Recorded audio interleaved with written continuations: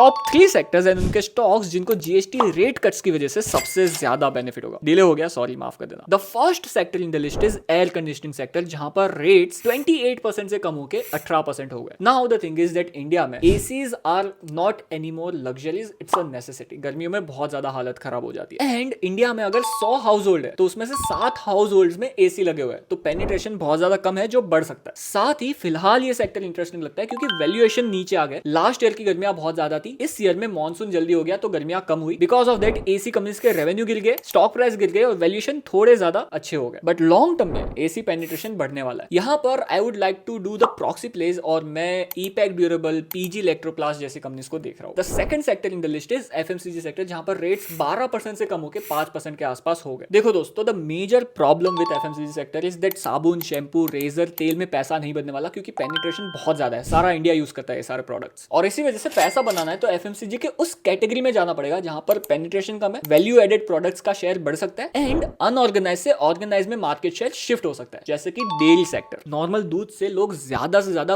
Value added products by कर रहे हैं, जैसे कि cheese, curd, lassi, whey protein, butter, जिसकी वजह से डेयरी सेक्टर में कंपनीज के मार्जिन एक्सपांड हो सकते हैं। यहां पर I would be interested in the companies like Parag milk foods, heritage foods and Hudson agro जैसी companies. The third sector which will benefited out of this rate cuts would be according to me automobile sector, because छोटी से लेकर बड़ी गाड़ियों में जो rates है वो अराउंड 10% मोटा मोटा कम हुआ है। सो यहाँ पर आप मेन स्ट्रीम ऑटो कंपनीज को देख सकते हो, बट यहाँ पर भी मैं प्रॉक्सी प्ले करना चाहूंगा जहां पर एसजेएस, लूमेक्स, प्रिकॉल जैसी कंपनीज को मैं देख रहा हूँ। बाकी भी कुछ सेक्टर्स है, life insurance sector, defence sectors, जिसको बेनिफिट हो सकता है। आप अपने थॉट्स बताओ in the comment section below and as always save and share.